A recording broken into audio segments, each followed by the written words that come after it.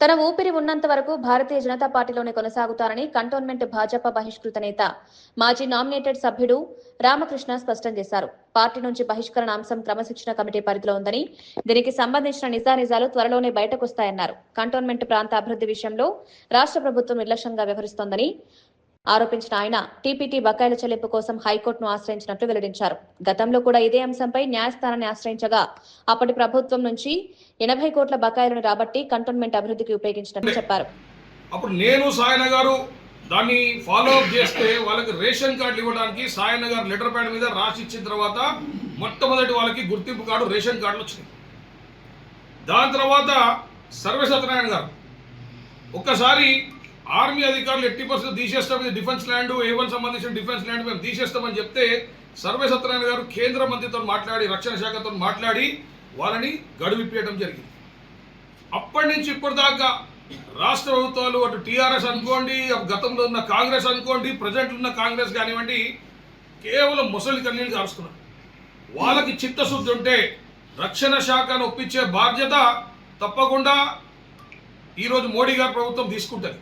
కానీ exchange of land, ఎందుకంటే state government land ఇవ్వాలా పట్టాలనే సబ్జెక్టు స్టేట్ గవర్నమెంట్ కాబట్టి నేను ఇక్కడ మా బ్రదరు ఎమ్మెల్యే గారిని అడుగుతున్నా, నీకు చిత్తశుద్ధి ఉంటే నువ్వు వెంటనే exchange of land proposal move చేయి. నీ గవర్నమెంట్లో ముఖ్యమంత్రి గారిని అడుగు, ఇది ఒక ఎమర్జెన్సీ సిచ్యువేషన్ ఉంది, ఇన్ని కుటుంబాలని పడేస్తామని. గతంలో మేము ప్రయత్నం చేసినప్పుడు వాళ్ళకి SCS లిస్ట్ కూడా చేయడం జరిగింది. ఏమని, ల్యాండ్ ఎక్స్చేంజ్ అవుతుందేమో అని. మరి ఆ ల్యాండ్ ఎక్స్చేంజ్ అనే స్కీమ్ కోల్డ్ స్టోరేజ్ వెళ్ళిపోయింది. మరి వీళ్ళకి ఏమైనా చిత్తశుద్ధి ఉంటే తప్పకుండా దాన్ని బయటికి తీసుకొస్తే మటుకు తప్పకుండా ల్యాండ్ ఎక్స్చేంజ్ చేద్దాము. లేదంటే నేను అన్ని పార్టీలకు అప్పీల్ ఇస్తున్నా.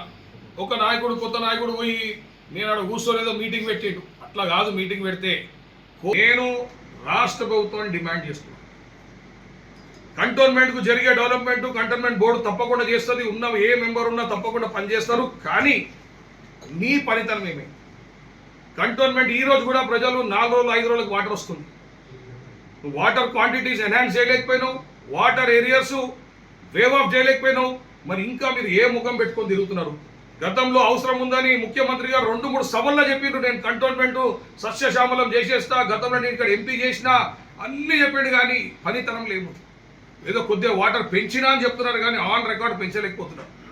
కానీ ఈరోజు ప్రజలలో పోతే, నువ్వు చేసే ఫ్యాషన్ షోలు పబ్లిక్లో పోతే పబ్లిక్ మనం తిప్పి కొట్టే పరిస్థితులు ఉన్నారు. ఎందుకంటే కనీసం అవసరం వాటర్, అది ఇవ్వలే. ఇన్ఫ్రాస్ట్రక్చర్ డెవలప్మెంట్కి ఏం పని అయితే లేదు. మరి అడిషనల్ ఫండ్స్ ఏమైనా తెచ్చినావా అంటే అది లేదు.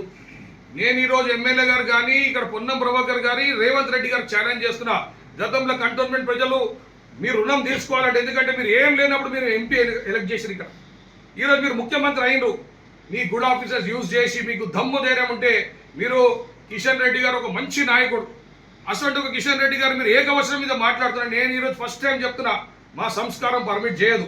కానీ నేను చెప్తున్నా, రేవంత్ రెడ్డి గారు మీకు చిత్తశుద్ధి ఉంటే ఈరోజు ల్యాండ్ ఎక్స్చేంజ్ స్కీమ్ తీయండి. మా కంటోన్మెంట్ ప్రాంతంలో అనేక డిఫెన్స్ ల్యాండ్స్లో మా గుడిసెలలో చాలా మంది ఉన్నారు. సాయిబాబాట్స్ కానివ్వండి, చిన్న కమెళ్ళ కానివ్వండి, పెన్షన్ లైన్స్ కానివ్వండి, LNB లైన్స్ కానివ్వండి, మట్ఫోర్డ్ గుడిసెలు కానివ్వండి, ఈరోజు మనం మాట్లాడే మట్ఫోర్డ్ గుడిసెలు కానివ్వండి, చాలా మంది సఫర్ అవుతున్నారు.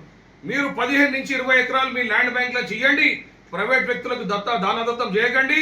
మీరు అటువంటిది ల్యాండ్ ఎక్స్చేంజ్ స్కీమ్ తీసుకురండి. రేవంత్ రెడ్డి గారు తప్పకుండా రక్షణ శాఖ కానివ్వండి, నరేంద్ర మోడీ గారి ప్రభుత్వం కానివ్వండి, అక్కడ PM Awas Yojana scheme implement చేసి తప్పకుండా ఈ పేద ప్రజలను ఆదుకుంటాం.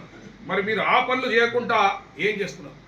మరి కంటోన్మెంట్ ప్రాంతం మీకు కూడా తెలుసు, గతంలో మీరు ఎంపీ చేసిరు, బోర్డు మీటింగ్లకు వచ్చిండ్రు. ఈ రోజు మీరు ఒక స్పెషల్ ప్యాకేజ్ కంటోన్మెంట్కి అనౌన్స్ చేయాల్సిన డిమాండ్ ఈరోజు మేము చేస్తున్నాము. మీరు ఇవన్నీ కూడా స్వీకరించి తప్పకుండా నెక్స్ట్ ఎలక్షన్కి రాండి. లేకపోతే మీకు కానీ, మీ అభ్యర్థికి కానీ, మీ క్యాండిడేట్కి కానీ ముఖ్య కంటోన్మెంట్ ప్రాంతం నేను తెచ్చినా అని తప్పుడు మాటలు చెప్పకూడదు. ఈరోజు కాంగ్రెస్ ప్రభుత్వం ఎంత దిగజారిపోయిందంటే ఒక జీవో తీసింది. నా పైసలు కంటోన్మెంట్కి ఇస్తున్నా అని చెప్పలే, నా పైసలు కేంద్రం కడుతుందా. జీవో ఏముంది? నీ ఏదైతే ఎలివేటెడ్ కారిడార్ దాంట్లో క్లాజే ఉంది. ఎవరైతే నీకు ప్రపోజల్ అగ్రిమెంట్ ఉందో సెంట్రల్ గవర్నమెంట్తో, నీవు అడిగిన ల్యాండ్ నీకు ఇస్తాము, మాకు ఇంత కాంపన్సేట్ చేయండి అని దాంట్లోనే ఉంది. నువ్వు దానికి సపరేట్ జీవో ఎందుకు తీయాలి? ఆ జీవో అర్థం ఏంటిది? కేవలం పబ్లిక్ని గుమ్రా చేయడానికి ఆ ఒక ప్రయత్నం చేసిండ్రు. మరి దానికి కూడా తిప్పి కొట్టిన తర్వాత కిషన్ రెడ్డి గారు ప్రెస్ రిలీజ్ చేసి ఈ డబ్బులు కంటోన్మెంట్ ప్రాంతానికి ఇవ్వడం జరిగింది. మళ్ళీ రాష్ట్ర ప్రభుత్వం మీద అరాకొర నమ్మకమే ఉంది అందరికీ. దానికోసం ఆస్క్రో అకౌంట్ పెట్టినాము. దాంట్లో తప్పకుండా కంటోన్మెంట్ ప్రాంతం డెవలప్ చేస్తాము. ఇదే ఈ 300 కోట్లతో కాదు, ఇంకొక 1000 కోట్లు వస్తే కానీ కంటోన్మెంట్ ప్రాంతంలో ఉన్న దీర్ఘకాలిక సమస్యలు, మరీ ముఖ్యంగా డ్రైన్స్ కానివ్వండి, అవుట్లెట్స్ కానివ్వండి, ఇవన్నీ కూడా సాల్వ్ చేయాలంటే చేయాలి. గతంలో టిమ్స్ హాస్పిటల్ పర్మిషన్ ఇచ్చేటప్పుడు నేను వాళ్ళకి కండిషన్ పెట్టినా. ఏమని కండిషన్ పెట్టినా, మీకు పర్మిషన్ మేము ఇస్తాము, మీరు మా ప్రాంతం నుంచి మీ డ్రైనేజ్ అవుట్లెట్ తీసుకొని పోయి మళ్ళీ జిహెచ్ఎంసీ ప్రాంతంలో కలపాలి, అది మీరు ప్రాజెక్ట్లో ఇంక్లూడ్ చేసుకోండి అంటేనే వాళ్ళు ఇంక్లూడ్ చేసుకోవడం జరిగింది. అది ఇప్పుడు కండిషన్ శాంక్షన్ ఇచ్చినాం.